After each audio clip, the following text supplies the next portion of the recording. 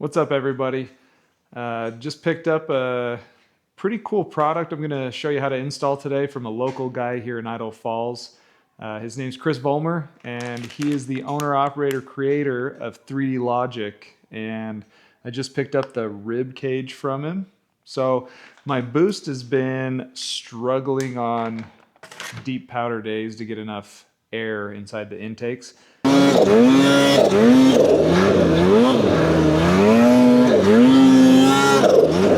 And I did install, if you remember, the Fire and Ice bigger intakes here. But what this Ribkage does is it actually gives you just more surface area. So this top area right here is where it's going to sit, be able to breathe better, and I'm just going to kind of run you through the basics on how to install that. So the first thing I'm going to do is side panels off, hood off, and then we'll get into it. All right, so we got the hood off the machine, and to kind of give you an idea of what this is going to be. So this is going to be part of the new intake. It's going to sit right up here on top. And essentially what we're doing for this entire install is we're going to take out this little center piece here. We're going to cut a small hole inside your air box here. And then this new piece sits in here. And this will take air, direct cold air, put it straight into the air box and just make the surface area of your intakes way larger. So a few things you're going to need. You do need like a white pen or something to draw on your air box where you're going to cut. You need a sharp box cutter. You're going to need a drill with a 5/16 drill bit, and I'm going to use a smaller drill bit to do like a pilot hole and then the 5/16, and then a T40 to take out a couple pieces there. So that's everything. Very first thing we got to do is take out that center piece, and I guess you'll need a flat blade to do that, or whatever you use to take these out. So they're just a couple little these plastic pop rivets. You just get the center out, pop them out, super easy. You got to save these and reuse them, so don't lose them. So you get that out and pop that out. So that's the little center piece that will not be reused. We'll set that aside. What we're going to do is use the new bracket here, put it in place, and what this is going to do is give us a guide for where we need to drill the new holes. So the two new holes for the bracket need to be drilled right there. That's your 5/16. So I'm just going to lock this into place so it's pretty sturdy, and I'm going to go ahead and drill those. So I'm going to use the smaller drill bit here, try to make myself a little pilot hole.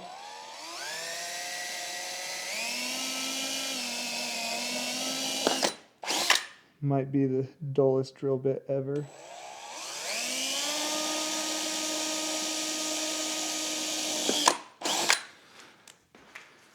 Okay, let's put the bigger drill bit in.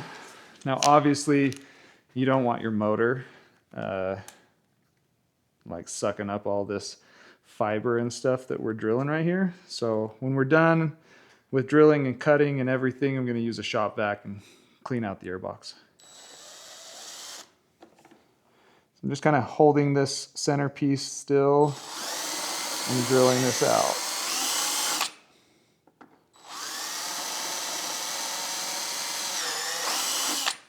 Just like that. So I'm gonna remove this center piece here real quick, get that out of the way. And then we're gonna take the two T40s out that are right here and right here.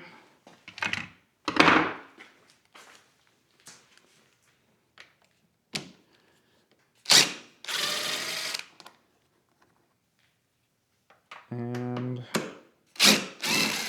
right there. This is the provided piece from 3D Logik. This is your cut guide. So the place that that goes is right here.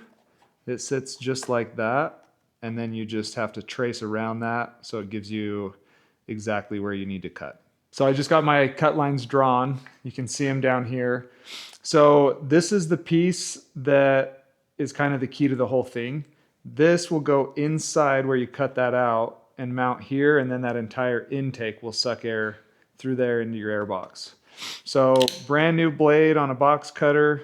I'm gonna carefully cut that out and then we'll go from there.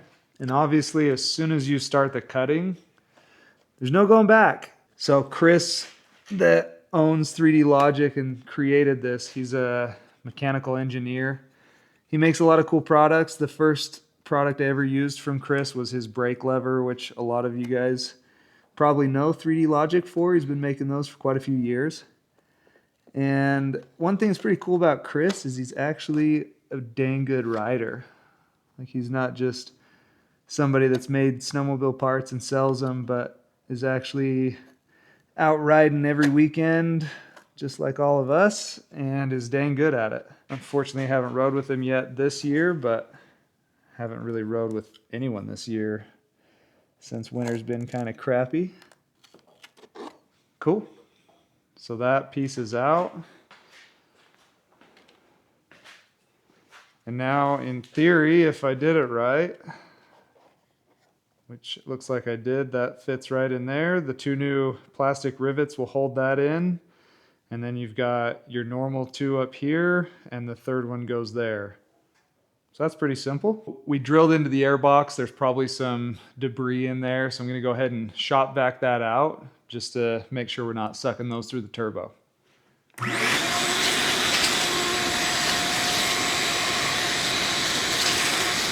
All right, so now that we have our hole cut and we put the little plastic piece inside the air box, now you get the top piece, you set it on top, and now you have 5 spots, 1, 2, 3, 4, 5, that you put these plastic push rivets into.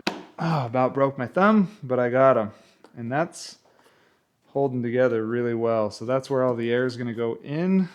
And now we're almost to the finish line. So the rib cage here just sits right on top here. And see how nicely that fits. So you gotta put in your 2 T40s in each side here. But prior to doing that, we need to seal this up a little bit. So there's some provided gasket here. And this provided gasket, we're gonna put some of that up front here to seal this area. And then we're gonna put a few pieces back here by where you have your hand warmer controls. And that way, when the rib cage sits down, there's no water getting in anywhere. All right, so we got our gasket material. We did the front piece here, and then by the console here, we got these 2 pieces. So honestly, at this point, all you're down to is the 2 T40s that go right here. So this just slides right here into place. Set that down nice and firm. Looks like my T40s line up really good, so we'll get those put down and started. And obviously I've got a big impact here, but these are kind of delicate. You don't want to strip those out. So I'm gonna do that by hand. There it is, install complete. Should be all sealed up. Now I have a way bigger intake system. And we're gonna go out tomorrow. Hopefully we get some good powder and we can test it, and hopefully no more bog. Well, the sled's put back together. Super easy install. Appreciate Chris at 3D Logik. So check out the fit and finish of this. The 3D Logik rib cage adds a ton of surface area for intake. I'm really hoping that for powder bog, for those deep days, that this is gonna be a huge upgrade. And honestly, it looks factory. Like, you did a good job on that, Chris. Looks awesome.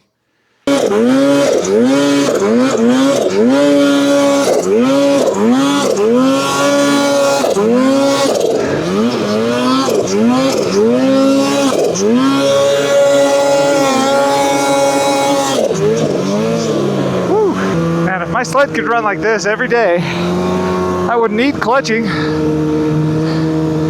Maybe all I needed was a little breathe right rib cage from 3D Logik.